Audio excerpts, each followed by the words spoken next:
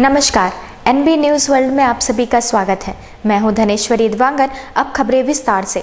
निर्भया कांड में दोषी नाबालिग की रिहाई के खिलाफ याचिका पर सुप्रीम कोर्ट में सोमवार को सुनवाई होगी।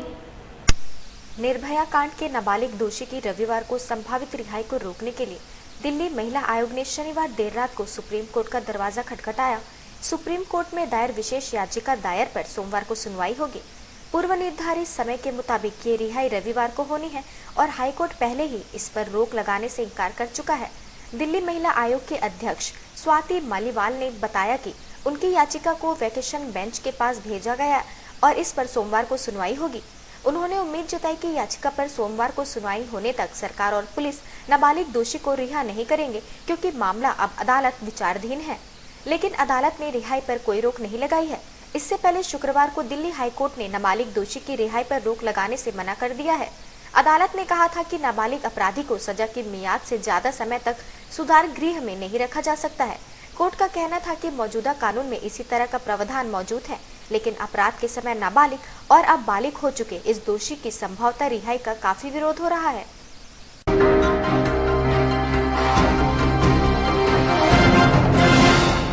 बिहार के कटिहार में ट्रेन हादसा हुआ। अमृतसर जा रही आम्रपाली एक्सप्रेस की 7 बोगियां पटरी से नीचे उतर गई। बिहार के कटिहार बरौनी रेलखंड पर पसराही स्टेशन के समीप शनिवार देर रात आम्रपाली एक्सप्रेस दुर्घटनाग्रस्त हो गई। ट्रेन के 7 डिब्बे पटरी से उतर गए। गनीमत रही कि इस हादसे में कोई हताहत नहीं हुआ है। बताया जा रहा है कि शनिवार देर रात आम्रपाली एक्सप्रेस कटिहार से अमृतसर जा रही थी। रास्ते में पसराही स्टेशन के पास ट्रेन दुर्घटनाग्रस्त हो गई। ट्रेन में सवार यात्रियों ने बताया कि जब यह हादसा हुआ तब ज्यादातर लोग अपनी बर्थ पर लेट चुके थे। जो लोग जाग रहे थे उन्होंने बताया कि अचानक से जोरदार झटका महसूस हुआ। ऊपर की बर्थ पर लेटे हुए कई लोग झटका खाकर नीचे गिर गए। इस हादसे के बाद इस रूट पर ट्रेनों की आवाजाही करीब 3 घंटे के लिए बाधित हो गई। मौके पर पहुंचे रेलवे क्रेन दस्ते ने पटरी से उतरे डिब्बों को किनारे पर यातायात को चालू करवाया।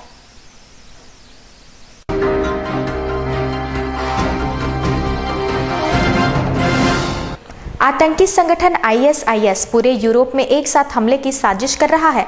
इसका दावा आईएसआईएस के आतंकी हैरी एस ने किया है।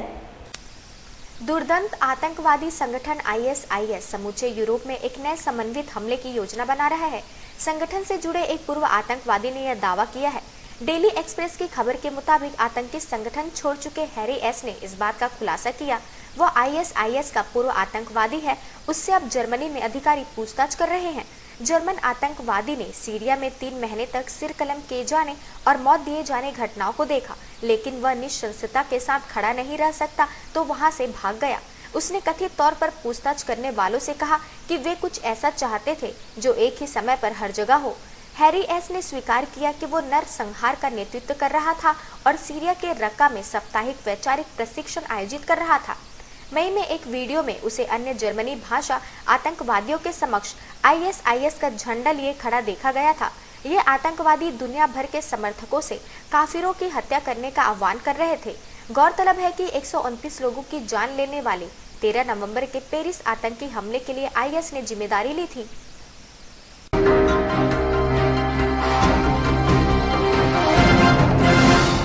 रेल मंत्री सुरेश प्रभु ने शनिवार को रेल में सफर कर रही लड़की का ट्वीट पढ़कर रेल अधिकारियों को तुरंत कार्यवाही का निर्देश दिया। कार्यवाही के बाद युवती यात्री को उसकी आरक्षित सीट मिल गई और मनचलों से पीछा छूटा। रेल मंत्री सुरेश प्रभु द्वारा शनिवार को एक बार ट्विटर के जरिए एक लड़की की मदद करने का मामला सामने आया है। जानकारी के मुताबिक रेल मंत्री ने ट्रेन में सफर कर रही लड़की का ट्वीट पर रेल अधिकारियों को तुरंत कार्यवाही करने का निर्देश दिया, जिसके बाद युवती यात्रा को आरक्षित सीट दी गई और उसका मनचलों से पीछा छूट गया। आरा रेल थाना के प्रभारी परशुराम सिंह ने बताया कि लड़की पटना से नई दिल्ली जा रही श्रमजीवी एक्सप्रेस के कोच नंबर S11 में सवार थी। लखनऊ में आयोजित एक प्रतियोगिता परीक्षा के कारण ट्रेन में परीक्षार्थियों की काफी भीड़ थी।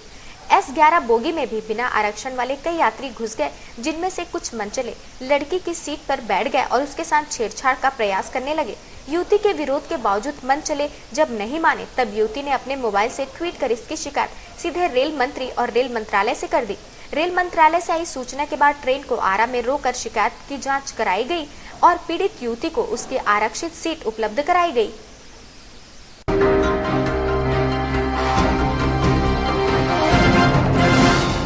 नेशनल हेराल्ड मामले से जुड़े पंचकुला इंडस्ट्रियल प्लांट्स आवंटन मामले में हुए कथित घोटाले में मुख्यमंत्री मनोहर लाल खट्टर ने प्रदेश के पूर्व मुख्यमंत्री भूपेंद्र सिंह हुड्डा के खिलाफ एफआईआर दर्ज करने के आदेश दिए थे, जिसके बाद एफआईआर दर्ज हो गई। साथ ही मामले की जांच सीबीआई को सौंप दी गई। कांग्रेस की एक के बाद एक मुश्किलें बढ़ती जा रही है। अब हरियाणा में कांग्रेस नेता और पूर्व मुख्यमंत्री भूपेंद्र सिंह हुड्डा के खिलाफ विजिलेंस विभाग ने एफआईआर दर्ज की है। हुड्डा पर पंचकुला में इंडस्ट्रियल प्लांट आवंटन में अनियमितता का आरोप है।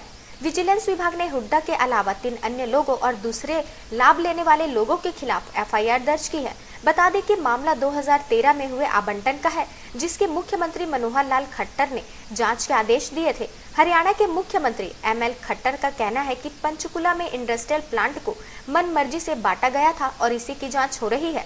वहीं खट्टर ने भी यह कहा कि पंचकुला में औद्योगिक प्लांटों को मन मर्जी से बांटा गया था, इसलिए इसकी जांच होनी चाहिए। यह बदले की कार्यवाही नहीं है। जो आरोपी हो उस पर कार्यवाही हो। न हुड्डा न रॉबर्ट वाड्रा, किसी से भी कोई निजी बदले की भावना नहीं है। कानून अपना काम करेगा।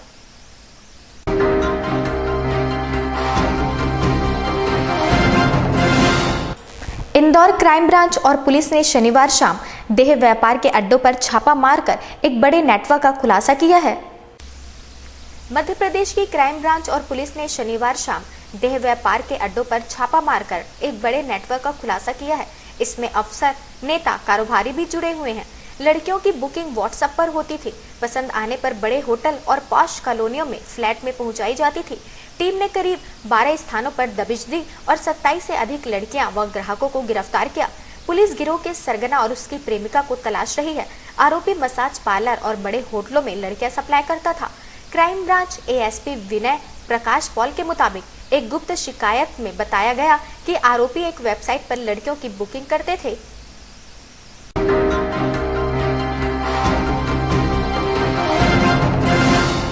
डीडीसीए स्कीम को लेकर आपके बाद बीजेपी सांसद कीर्ति आजाद रविवार को खुलासा कर सकते हैं। इस बीच घोटाले का आरोप झेल रहे वित्त मंत्री अरुण जेटली ने कहा, पार्टी के एक सांसद सोनिया गांधी से मिले हैं। दोनों ने मुझे निपटाने करने को लेकर बात हुई। हालांकि जेटली ने आजाद का नाम नहीं लिया है। वित्त मंत्री अरुण जेटली ने कीर्ति आजाद का नाम लिए बिना कहा कि पार्टी के एक सांसद सोनिया गांधी से मिले हैं। दोनों ने मुझे निपटाने की तैयारी की है। आपको बता दें कि जेटली का यह बयान कीर्ति आजाद के उस घोषणा के बाद आया है, जिसमें उन्होंने दावा किया कि रविवार को प्रेस कॉन्फ्रेंस करके ऑडियो विजुअल के साथ डीडीसीए में भ्रष्टाचार का खुलासा करेंगे।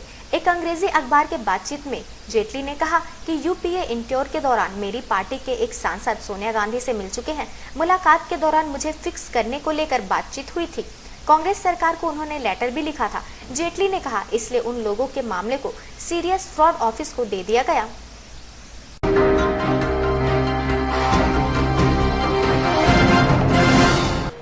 आज छत्तीसगढ़ राज्य में एसएससी के परीक्षा का आयोजन किया गया। राजधानी रायपुर के जेएन पांडे स्कूल में भी एसएससी के 432 छात्र परीक्षा में शामिल हुए। संयुक्त हायर सेकेंडरी स्तरीय परीक्षा 2015 का आयोजन किया गया, जिसमें परीक्षार्थियों को सुरक्षा की दृष्टि से बैग और सामान बाहर रखवा दिया गया था। इसके साथ ही 2 पाली में परीक्षा का आयोजन किया गया, 10 से 12 और 12 से 2। आज इस प्रोफेसर जनार्दन पांडे में संयुक्त हायर सेकेंडरी स्तरीय परीक्षा 2015 में 432 कैंडिडेट्स को हमको दिया गया एसएससी द्वारा, जिसमें 193 प्रेजेंट हैं और 239 अब्सेंट हैं। सारे इन्विजिलेटर्स को ब्रीफ किया गया था। कोई भी इन्विजिलेटर्स जो है रूम में जो ड्यूटी कर रहे हैं उनको मोबाइल अलाउ नहीं है। आप यहाँ देख सकते हैं कि कंट्रोल रूम में, प्रिंसिपल रूम में हमने उनको पर्स को, मोबाइल को रखवा लिया है और साथ ही साथ गेट में हमने सारे कैंडिडेट्स के मोबाइल्स को चेक किया है। कोई भी बच्चा किसी भी प्रकार का मोबाइल नहीं ले जाएगा। साथ साथ साफ सफाई, बिजली, पानी की व्यवस्था सुचारू रूप से है, ताकि बच्चों को किसी प्रकार की कोई दिक्कत का सामना न करना पड़े।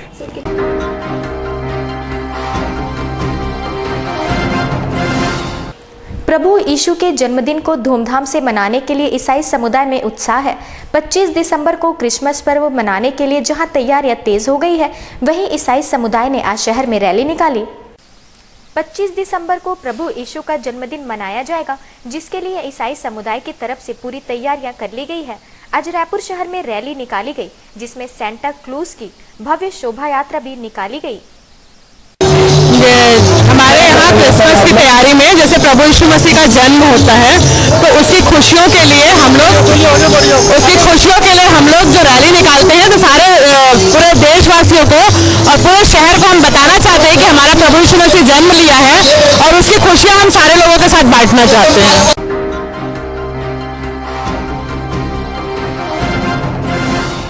ताज़ा तरीन खबरों के लिए बने रहिए हमारे साथ एनबी न्यूज़ वर्ल्ड में।